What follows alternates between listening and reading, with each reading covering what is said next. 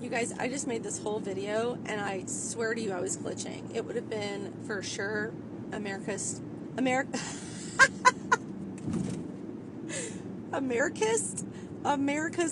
funniest home. I'm going to do it again. Okay, I'm just going to go with it. So I'm going to be glitching, and I'm going to do the best I can to get through this video. But at my last listing appointment that I went to sign documents on, we got to talking about things that suck to move as a seller, and I thought, oh, that might be good for newer agents who haven't really experienced a lot of sellers, just to kind of like be proactive. It's a nice little tip for you to go ahead and talk to the seller about these 3 items, and I'll give you a bonus 4th item. These are the items that I found over 2,000 plus listing appointments really are a pain in the ass for sellers to move. Number 1, trampoline. I know it's great, I had one too, but if I told you how I got my trampoline from my old house to my new house, which was in the same city and about a mile away from each other, you would have laughed at me. But I will tell you that it involved a flatbed and a lot of, like, whatever those ties are that have like the hook at the end, and it was sideways, like this, like a plate going down a street that it had no business going down. But my kid at the time was like, I don't want to leave my... Anyway, the damn trampoline is probably $200, and it probably cost me way more than that to pay the fellas to move it, but whatever. So be mindful when... Consumers, be mindful when you're buying a trampoline.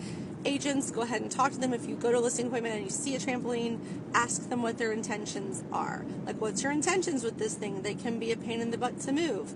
Have them go ahead and think about that before it becomes an issue on moving day.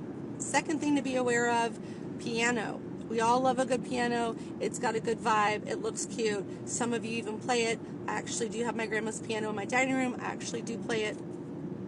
But I think my husband and his brother pulled several vertebrae in their back when they got it in the house, because the moving people were like, we didn't know about this, so we don't have the...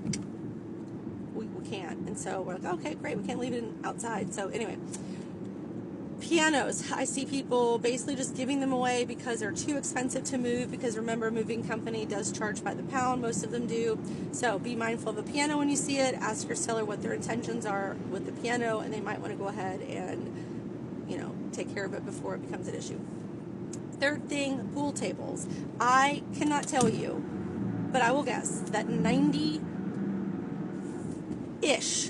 I want to say 95, but 90-ish% of my sellers who have pool tables in their house, you can bet your bottom dollar that they are willing to give it to you for free to avoid the incredible expense of hauling it out. And so if anybody's selling a pool table, I think you should just wait, because those people, if they're moving, they need to sell it. So just wait till the last hour and just be like, I'll come take it off your hands for nothing. Anyway, I could have owned probably 50 pool tables in my life if I wanted one, but I don't want one because I know that they're such a pain in the ass to move.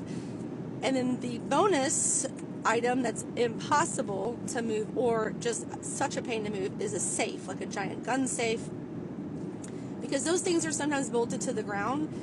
And my pro tip for people that have gun safes is to leave it, because if it's bolted to the ground and you've like put flooring around it, it looks ridiculous, and you don't want the buyer to be like, what the hell, what happened, where's the rest of the flooring? And most buyer's agents aren't going to realize that if the gun safe is removed, or the safe, whatever you're using it for, is removed, that likely if the flooring's been replaced since the installation, no flooring company, or none that I know of, are going to be removing that gun safe and putting the flooring down. So you might be left with a whoopsie-doozy. Whoopsie-doozy? What? You might be left with an issue at the final walkthrough. So those are my 3 tips plus a bonus tip on what things to be considerate of when you're getting a listing, and consumers, what things you might not want to worry about the day before closing when the movers show up. So hope that helps.